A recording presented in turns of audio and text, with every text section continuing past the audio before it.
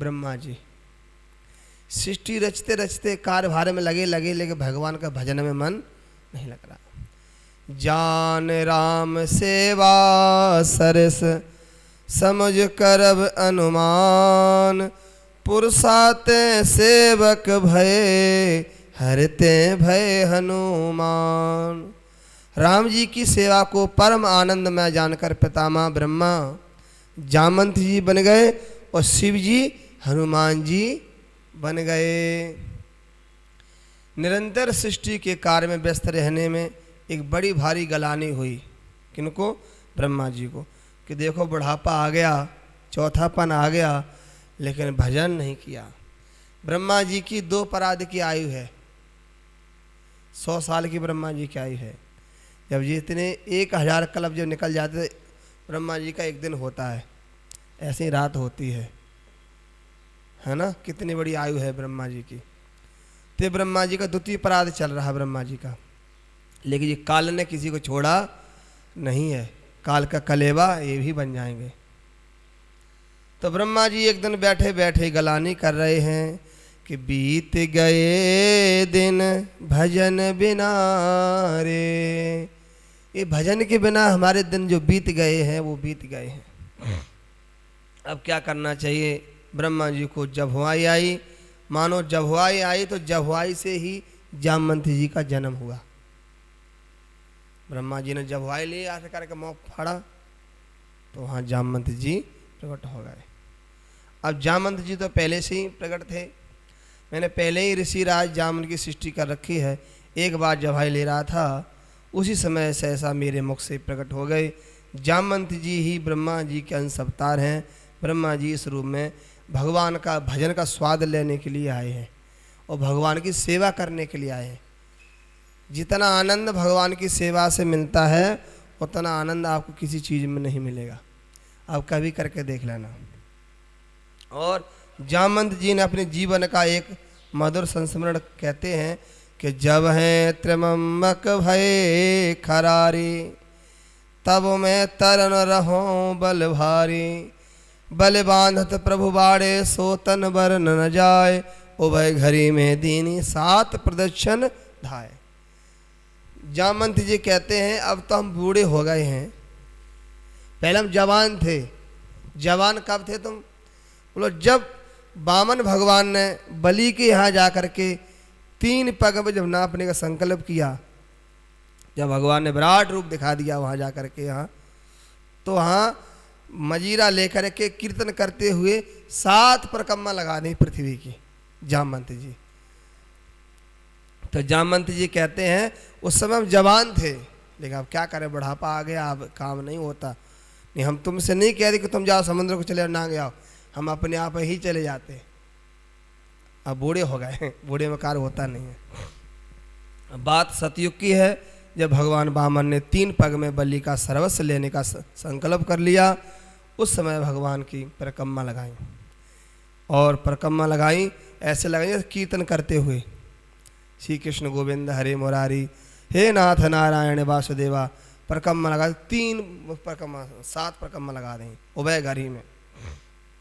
और जामवंत जी के बल बुद्धि विवेक का अनुसरण गुणों से आकृष्ट वानर सुग्रीव ने भी इनसे अपना प्रधानमंत्री बनाया। कौन थे जी? प्रधान रक्षा मंत्री यही थे। पूरी जितनी वानर सेना थी सबके नायक कौन थे? जामवंत जी। और सुग्रीव ने 1 महीने की शर्त रखी थी कि 1 महीने में तुम सीता जी का पता लगा के नहीं आए तो सबकी गोविंदा ये नमो नमः कर देंगे आके यहाँ। अब बेचारे गए वहाँ समुद्र के किनारे बैठे हैं। अब आगे बढ़े तो समुद्र तो हमारे पीछे आए तो वो मार देगा सुग्रीव। अब क्या करें, सब मीटिंग कर रहे हैं बैठे बैठे सब। तो उस समय वानर सब चिंतित थे समुद्र के किनारे, क्या करें। उस समय जामवंत जी ने ही सलाह दी थी। जाम मंत्र अंगद दुख देखी, कई कथा उपदेश विशेषी। तात राम कौ नर महि जानो, निर्गुण ब्रह्म अजित अजमा जानो। हम सब सेवक अति बड़ भागी, हम सब सेवक अति बड़ भागी। संतत सगुन ब्रह्म अनुरागी। हम सब बड़ भागी सेवक हैं, जो हमें राम जी की सेवा मिली है। राम जी कोई साधारण नहीं है, ये पूर्ण ब्रह्म परमात्मा है, लेकिन ये नर लीला कर रहे, छिप के लीला कर रहे हैं। जब भगवान संसार में आते हैं तो हम लोग उनको पहचान नहीं पाते। क्या कहते, जैसे हम लोग खा पी रहे हैं, ऐसे ये भी सब इनके पुत्र है, वसुदेव का पुत्र है, कोई यशोदा का कहता था, कोई किसी का कहता है। भगवान को पहचानना बड़ा मुश्किल है। इसी तरह कोई महापुरुष संसार में आते हैं, संत आते हैं, जब वो चले जाते हैं तब पीछे से हाथ मलते रह जाते हैं कि बताओ उनके संग रहे, खाए पिए। अर्जुन ये तो कह रही सके तिमत्वा प्रसमोदुक्तम, हे कृष्ण हे यादव अजानता महिमानम तमेदम। अर्जुन कहता है प्रभु हम तो आपको अपना समझते थे, आपको साथ में खाते हुए पीते हुए, कुछ आप मानो तो क्षमा करियो। जब पता लगा तब ना, जब विराट रूप दिखाया भगवान ने तब। ऐसे ही जब कुछ चमत्कार देखते हैं तब लोग नमस्कार करते हैं, बिना चमत्कार को नमस्कार करने वाले कोई नहीं है संसार में। तो निज इच्छा प्रभु अवतरेउ, सुर मह गोद जलाग, सगुनोपासक संगत रहे मोच सब त्याग। समुद्र पार जाने की समस्या थी, सभी बांदर इकट्ठे हो रहे हैं, कह रहे हैं पार जाए कर संशय राखा। अंगद जी कह रहे हैं मैं जा तो सकता हूँ, लेकिन आने में थोड़ी दिक्कत है। अंगद कहे जाऊँ मैं पारा, जिय संशय कुछ फिरती बारा, जाऊँगा लेकिन आ नहीं सकते हैं। उस समय हनुमान जी महाराज चुपचाप बैठे थे शांति से।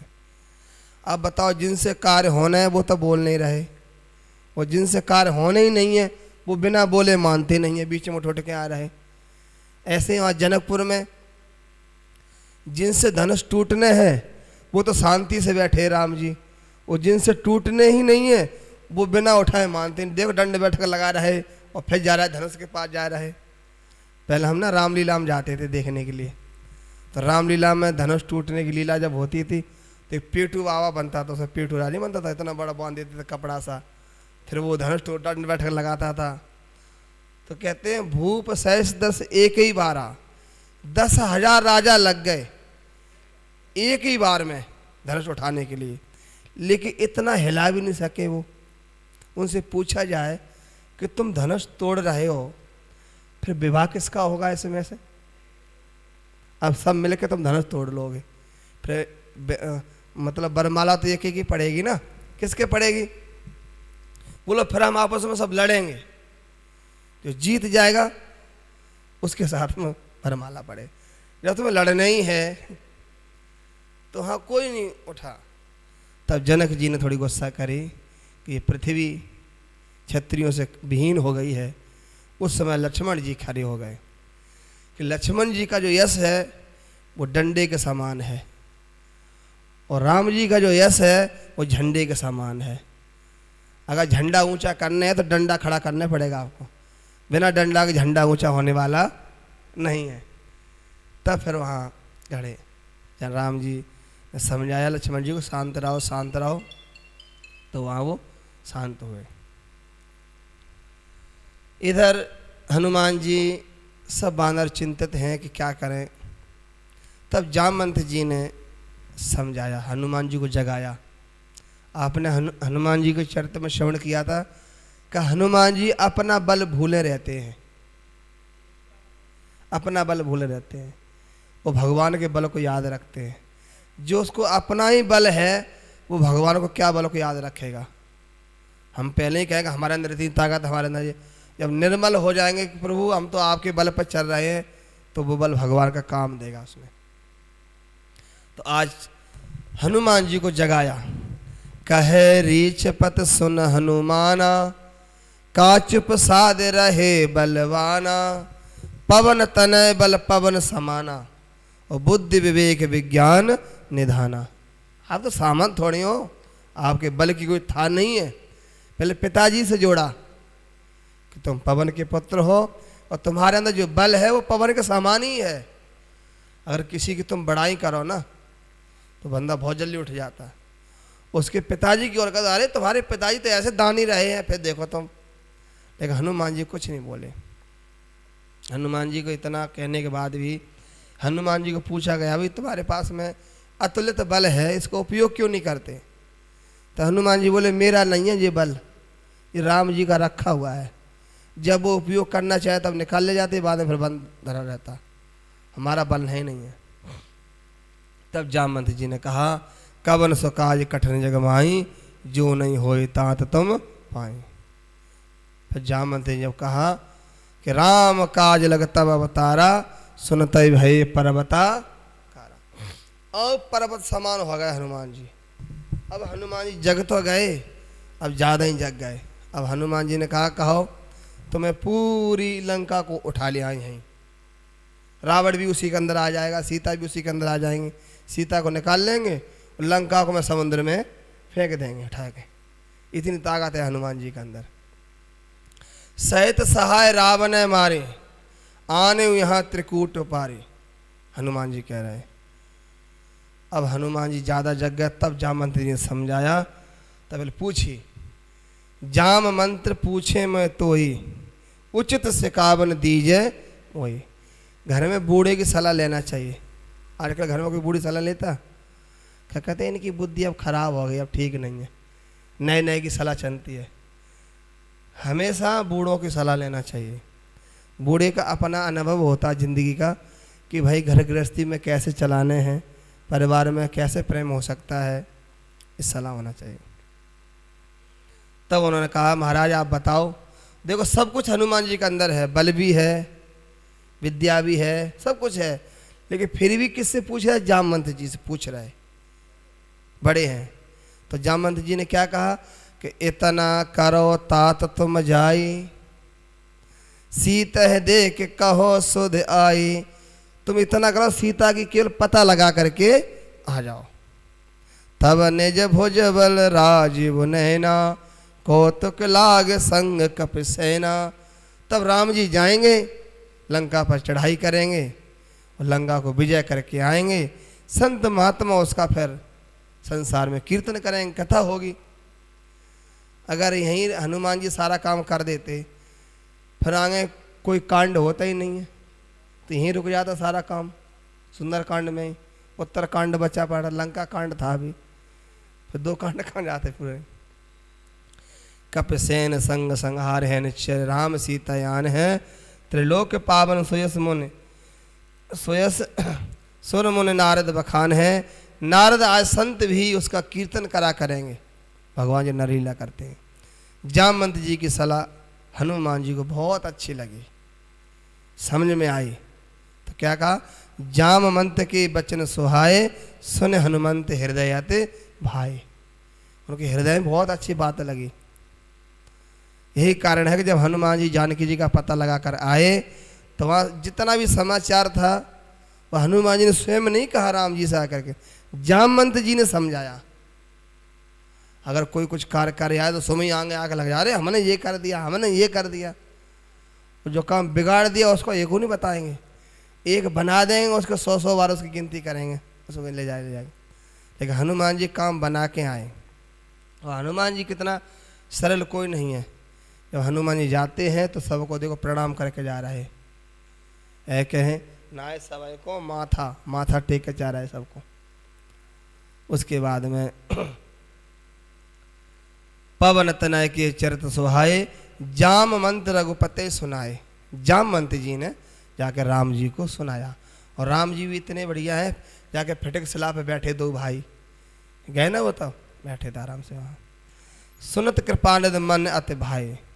जिस समय समुद्र सेतु बांधने के लिए राम जी ने सबसे मंत्रणा करी, बोलो क्या करना चाहिए, क्या करना चाहिए। प्रभु ने सबको बड़ा संतोष हुआ। राम जी ने जामवंत जी से अपना समर मंत्री बनाया। समुद्र पर सेतु बांधा जा रहा था, उस समय उदत की मतलब वो चल रही थी, जो पर्वत हम उसमें डाल रहे थे समुद्र के अंदर, वो इधर उधर भाग रहे थे सब, ये जुड़े नहीं रहे थे ना, जुड़ना चाहिए ना राम। जैसे पर्वत कोई पटका उसमें तो बहता हुआ इधर चला गया, एक इधर चला गया, तो पुल कैसे बनेगा? तो राम जी का बोले स्पर्श कराओ राम जी का। तो राम जी ने जैसे स्पर्श किया और डाला उसमें, तो डूब गया। जामवंत जी ने कहा प्रभु आप जिसको छोड़ दोगे वो तो डूब ही जाएगा, हम लोग आपके आश्रय से ही पार होते हैं। तो बोले इसमें राम राम लिखो। एक पत्थर पर रा लिख दिया, एक पर माँ लिख दिया, तो दोनों जुड़ेंगे जुड़ेंगे? सीमेंट का काम करेंगे, सीमेंट से जोड़ते जाओ ऐसा कर करके। तो ऐसे वो लिखते गए और वो डालते गए और सीधा जा कर के एक बार लंका में सुवेल पर्वत पर पड़ाव पड़ा।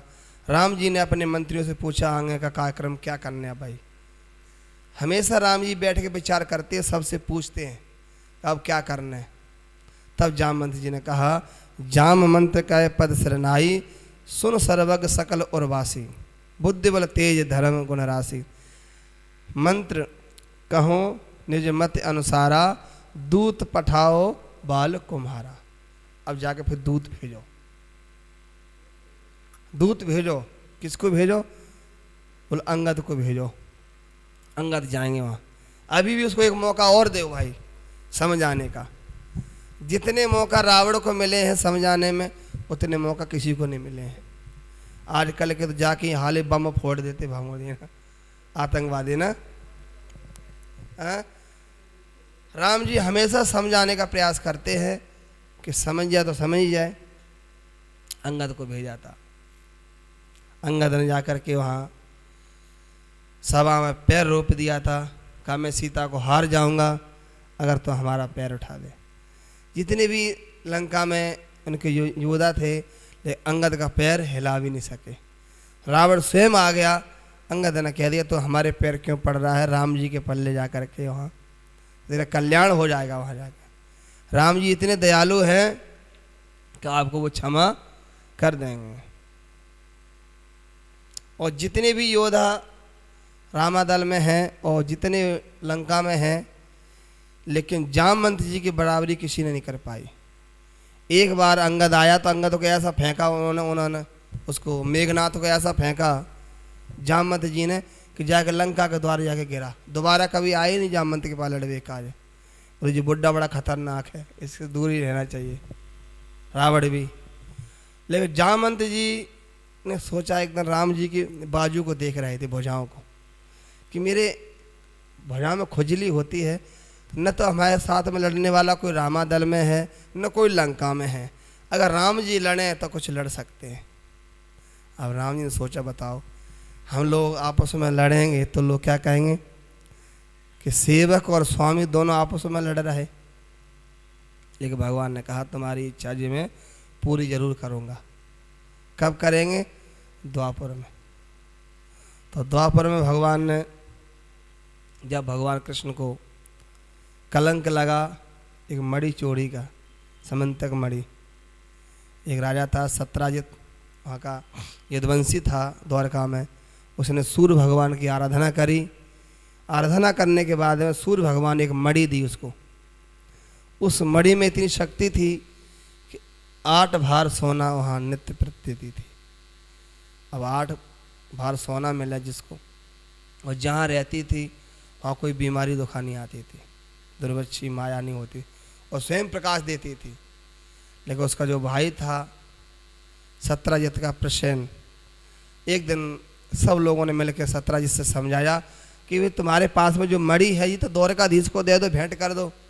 उसने कहा वाह भाई वाह, मेहनत तो हमने करी है, तपस्या हमने करी है, और माल वो खाएंगे जा करके, ये भेंट हम क्यों दें? मना कर दिया। लेकिन उसका भाई प्रसेनजित था जो था, उसने कहा भैया जब मैं जंगल में जाता हूँ तो अंधेरा हो जाता है तो हमें बड़ा डर लगता है, ये मणि हमें दे दो, मैं गले में धारण करके जाएंगे, प्रकाश होता रहेगा वहाँ। तो मणि अपने भाई को दे दी उसने। और भाई शिकार खेलने गया जंगल में घोड़े पे बैठ करके, उधर से मिल गया शेर। तो शेर ने पंजा मारा, उस घोड़े को ख़त्म कर दिया, उसको भी मार दिया। वो मणि छीन ली। जब वो मणि छीन ली तो आगे जामवंत जी मिल गया, शेर को मार के वो मणि हथियार ले गए, और जामवंत जी अपनी गुफा में चले गए। गुफा में जामवंत जी की एक पुत्री थी, कन्या जामवंती, उसको दे दी खेलने के लिए। बेचारी खेलती रही मणि। इधर भगवान कृष्ण द्वारकाधीश को सूचना मिली कि हमको मिथ्या कलंक लगाया जा रहा है। पूरी द्वारका में शोर है कि देखो भगवान की बालापन की आदत जाती नहीं है। पहले माखन चुराते रहे वृंदावन में, चीर चुराते रहे, अब देखो मड़ी पे हाथ साफ करने लगे। आलो का लोग ऐसे ही है, लोगों को पता लगता नहीं कब किधर हो जाए। अभी तुम्हारे पास पता नहीं कुछ हो जाए तो कैसी कैसी बातें करेंगे लोग बाग। ये संसार की हवा का कोई रुख नहीं है, अभी इधर चले जाए कभी इधर चल जाए। तो द्वारकाधीश से उद्धव जी ने कहा, प्रभु आप शांति से बैठे हो, आपको तो कलंक लग रहा। बोला क्या? चोरी का। भगवान बोले मैंने चोरी करी नहीं। बोले फिर भी लग रहा।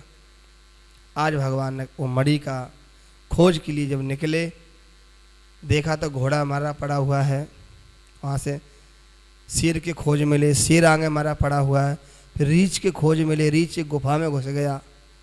वहाँ भगवान ने कहा कि सारी यदुवंशी तुम लोग यहीं बैठे रहना, 15 दिन तक रखवारी करना एक पखवाड़े में। अगर हम वापस आ जाएं तो ठीक है, नहीं आप द्वारका चले जाना सब लोग। तो भगवान द्वारकाधीश अंदर घुस गए वहाँ में।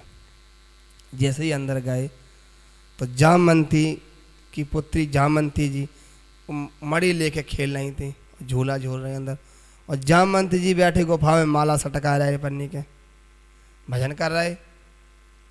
भगवान ने कहा वाह, माल यहाँ बरामद हो रहा, चोरी हमें लग रही। तो भगवान ने जैसे वो मड़ी छीनी तो वो कन्या ने देखा जी कौन गुस्सा चल आ रहा हमारे गुफा में। जब चीखी चिल्लाई तो जामवंती जी खड़े हो गए वहाँ से, भाई कौन घुस गया गुफा में, हे घूसा मारा भगवान के। फिर मुक्का मुक्की होने लगी वहाँ अंदर ही गुफा में। फिर भगवान ने भी मारा, एक उठा के पटक दिया, उन्होंने भी पटक दिया। 27 दिन तक युद्ध चलता रहा ऐसे ही, 27 दिन तक खूब युद्ध हुआ। एक दिन भगवान कृष्ण ने ऐसा घूसा मारा, तुरंत बीपी हाई हो गया उनका। तो समझ गए प्रभु तो हमारे रघुनाथ हो। भगवान बोले हैं तो रघुनाथ, इस समय हम यदुनाथ बन के आए हैं। बोले प्रभु कैसे आए हो? बोलो बात ऐसी है, चोरी लगी हमें और माल आपके यहाँ बरामद हो रहा, मिथ्या कलंक। बोले जी हमें मणि दे दो, मणि की खोज के लिए आए। तब जामवंत जी ने कहा प्रभु मणि तो आपको नहीं मिलेगी, कोई चीज़ कन्या को दे दे तो फिर हम वापस लेते नहीं हैं, कन्या को देना ही देना चाहिए। कन्या जब छोटी हो तब देते रहते लोग, जब शादी हो जाती है तो उसके घर जाते तब देते रहते, वो कभी घर में आए तब देते रहते, उसको तो देना ही देना पड़ता है। कन्या कितनी बूढ़ी हो जाए, अगर जब भी मायके जाएगी एक आध साड़ी लेके ही आएगी, उधर से लेके आती है, कहते जी मेरी भाभी ने दी है, जी मेरी फलानी ने दी है, बहुत पूरे मोहल्ले में दिखा देंगे। उसका पति साड़ी खरीद दे, किसी को बताएंगे नहीं, चाहे वो 10,000 की खरीद के ला के दे दे। अगर उसकी भाभीयों ने, उसकी माँ ने 100 रुपये की साड़ी भी दे दी ना, पूरे मोहल्ले में दिखा के आएगी कि देख ले हमारे घर से साड़ी मिली हमें। वो अपने घर को हमेशा बड़ाई रखेगी, कितना भी घर में चाहे सूखा वो हो, खाने को न मिले वहाँ मायके में, लेकिन जब बड़ाई करेगी तो अपने मायके की करेगी। कन्या धन ऐसा होता है, कन्या हमेशा अपने माँ बाप की बड़ाई करती है माँ ससुराल में। तो जामवंत जी ने कहा प्रभु अब कन्या से विवाह कर लो तुम और दहेज में जी मड़ी ले जाओ। और हम कहाँ जाएंगे ढूंढने के लिए वर के लिए, हमें भजन से फुर्सत नहीं है, गुफा में बैठे बैठे भजन करते रहते हैं।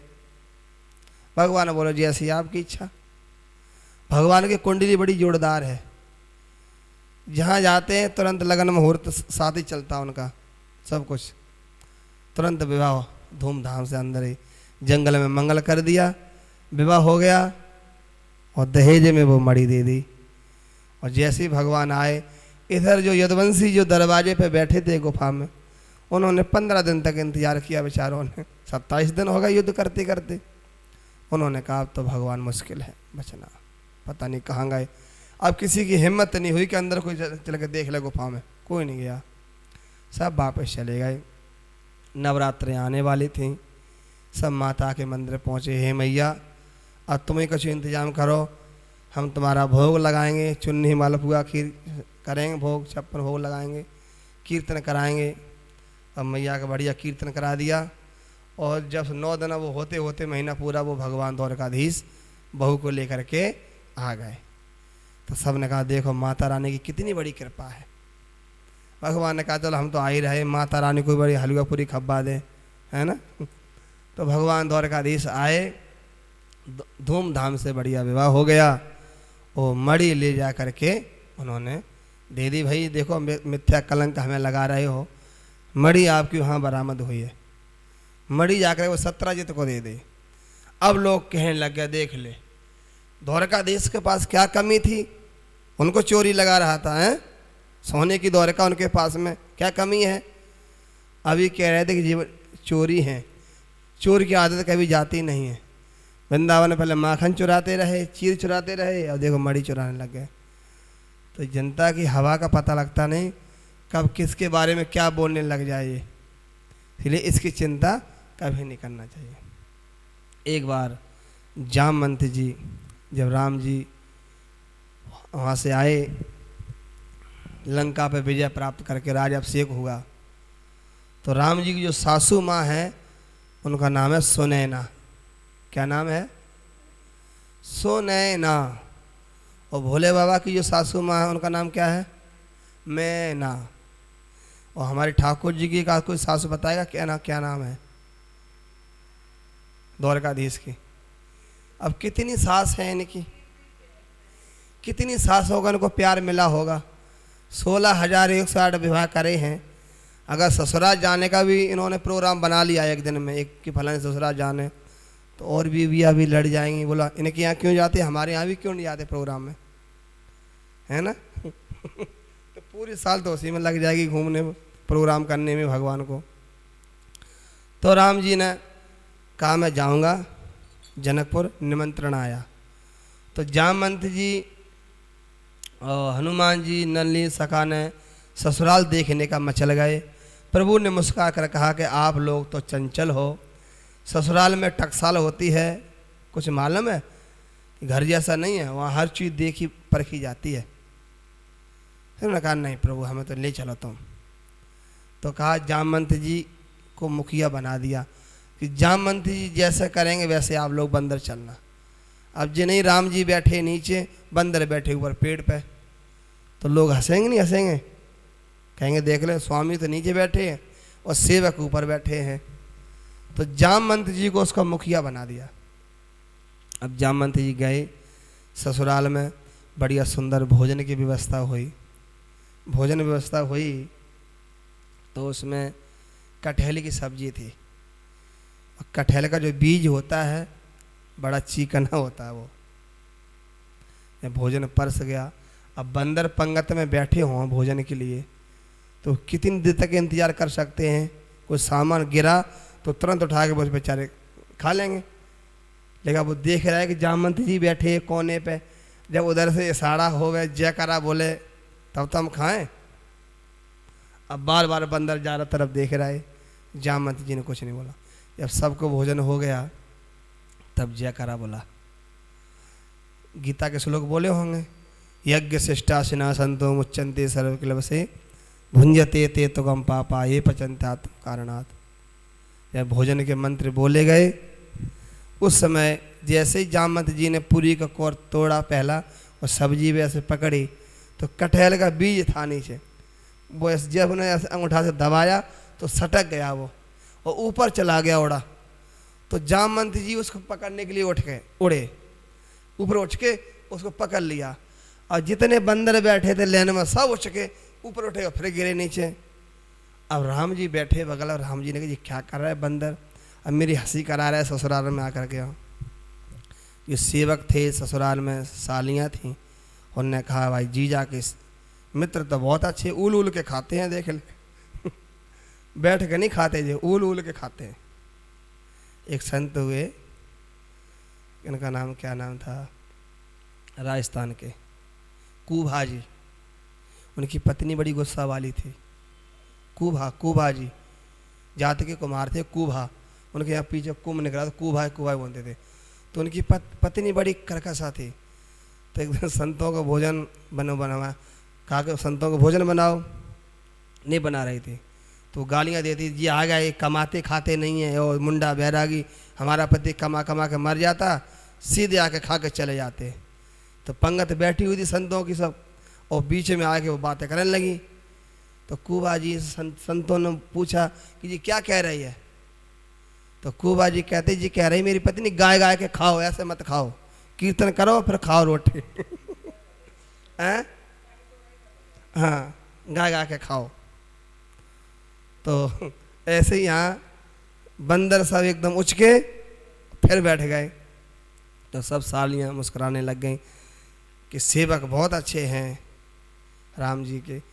अब राम जी ने जब भोजन हो गया सबका, शाम को सबको बुलाया, पूछा कि तुम लोग वहाँ पंगत में एकदम क्यों उचके थे सब लोग? तब सब बंदर ने कहा महाराज हमें कोई पता नहीं था, हमें तो जाम मंत्री जी को देखने था, आपने कहा था जैसा ये करेंगे इनके कंट्रोल में रहना तुम लोग, ये तुम्हारे सबके मंत्री ये हैं। अब ये उचके तो फिर हम भी उचके, हमने सोचा कोई यहाँ का नियम होता होगा यहाँ कि भोजन पंगत का पहले वो लो फिर खाओ। तो जामवंत जी को बुलाया कि तुम क्यों उचके? तो जामवंत जी ने कहा प्रभु हमने रामादल में एक भी असुर राक्षस उचके नहीं भागने नहीं दिया, पकड़ पकड़ से दबा दिए। वहीं एक कटहल का बीज हमारे हाथ से उचका जा रहा था तो बड़ी बेइज्जती होती मेरी, तो मैंने उसको वहीं दबा लिया उसको। इस प्रकार सारे बंदर, राम जी बहुत प्रसन्न हो गए। फिर उन्होंने जाकर के उनको प्रणाम किया। और भक्त वत्सल भगवान की जय।